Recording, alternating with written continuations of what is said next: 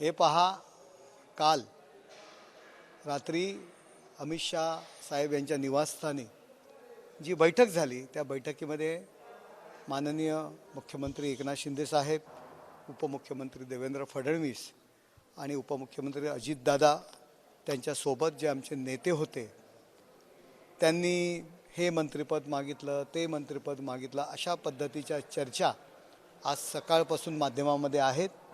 पण माझ्या माहितीनुसार तिन्ही नेत्यांनी आणि महायुतीच्या नेत्यांनी महाराष्ट्राचं सुख, समृद्धी आणि भरभराटी मागितली आणि माननीय नरेंद्र मोदीजी त्याचबरोबर भाजपाचं केंद्र शासनातील सरकार त्या सुखसमृद्धी, भरभराटी आणि विकासासाठी कटिबद्ध आहेत आणि कायम पाठीमागे राहणार, हा अमित शाह साहेबांनी केंद्र शासनाच्या वतीने आमच्या तिन्ही नेत्यांना सांगितलं। एकनाथ शिंदे स्वतः सरकार मी तुम्हाला सांगितलं की कालच्या बैठकीमध्ये केवळ महाराष्ट्राचा विकास, महाराष्ट्राची समृद्धी आणि भरभराटी संदर्भात चर्चा झाली आणि केंद्र कायम आमच्या या महायुतीच्या पाठीमागे उभं राहणार, कटिबद्ध आहे, असा निरोप माननीय अमित शाह साहेबांनी माननीय पंतप्रधान नरेंद्र मोदी साहेब यांच्या वतीने दिला।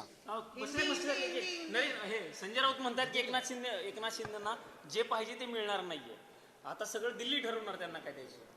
संजय राऊत, मी नेहमी म्हणतो गिरे तो टांग ऊपर, अशी परिस्थिती आहे। केडर वाचवण्याकरता अशा पद्धतीने टीका करतात।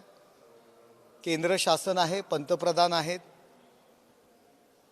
त्याचबरोबर केंद्राची मदत राज्य चालवण्याकरता सातत्याने लागत असते आणि दिल्ली असेल, केंद्र शासन असेल, हा हिंदुस्थानचा भाग आहे।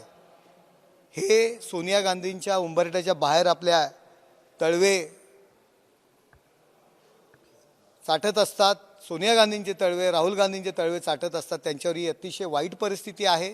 आपण पाहताय की आघाडीमधील नेते त्यांच्या संदर्भात कशा पद्धतीने बोलत आहेत, पण केवळ गिरे तो भी टांग ऊपर ही जी म्हण आहे त्या पद्धतीने ते वाटेल ते बरगळत आहेत आणि केंद्राची जर मदत मागितली तर ती काय पाकिस्तानची मदत मागितलेली नाही आहे, आपल्या हिंदुस्थानचा भाग आहे।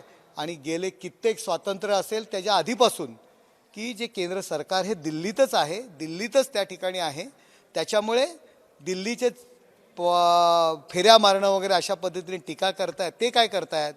मग त्यांना एवढीच जर लाज असेल, दिल्लीत येणं कमीपणाचं वाटत असेल तर कशाला राज्यसभेचे खासदार म्हणून दिल्लीत आले? द्यावा राजीनामा, कशासाठी दिल्लीत येतात?